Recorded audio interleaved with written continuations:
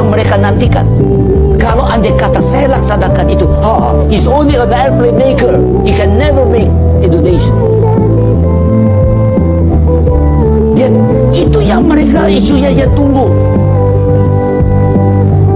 Saya akan menghadapi inflasi tinggi, suku bunga tinggi, nilai rupiah anjlok hanya 20% dari nilainya. Yang tadi hanya sudah melampaui 16.000 mau ke 20.000. Negara tetangga, saya sebut aja namanya Lee Kuan Yew, dia mengatakan apa? Kalau Habib Baghi akan melampaui 20.000. Orang antri, makanan kurang, PHK banyak. Itu kan lebih penting dari pesawat terbang itu. Saya dahulukan ini dulu. Jadi saya ngalah untuk menang. Yang menang itu siapa? Rakyat.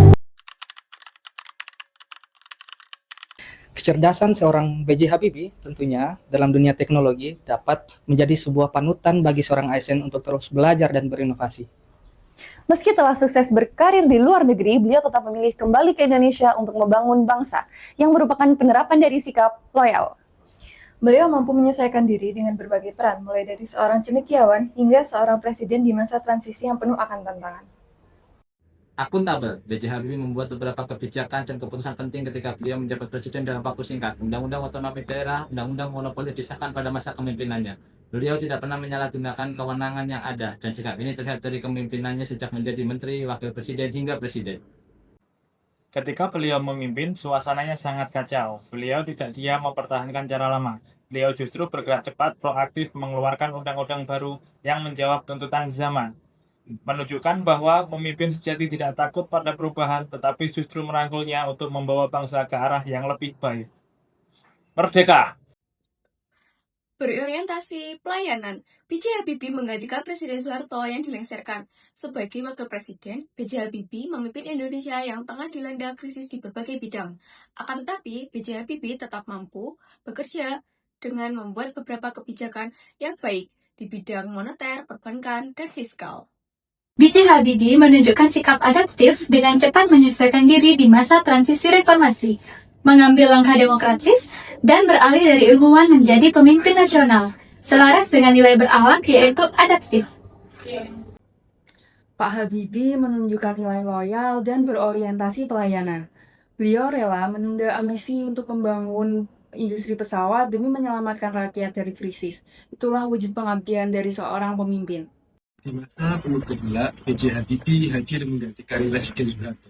Dengan sikap mengerti, beliau merangkul semua masyarakat menjadi persatuan dengan perbedaan.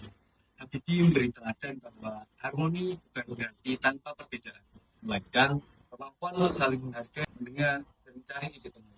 Inilah nilai harmonis yang harus menjadi pegangan ASN, bekerja dengan rukun, menghormati perbedaan, dan menghadirkan pelayanan yang dibutuhkan bagi masyarakat. Nilai-nilai kompeten dalam sosok Habibie dapat dilihat dari beliau yang gemar sekali untuk terus belajar dan juga terus mengikuti perkembangan. Beliau menyelesaikan studi di Jerman dan juga telah kembali di Indonesia dan kontribusinya yang luar biasa baik dalam teknologi atau dalam hal penerbangan.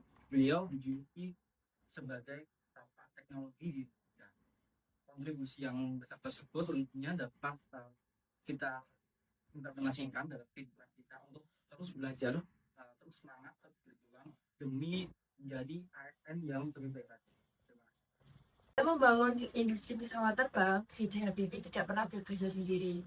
Ia menyadari bahwa sebuah pesawat bukanlah hasil kerja dari satu otak, melainkan berbagai ribu tangan dan pikiran.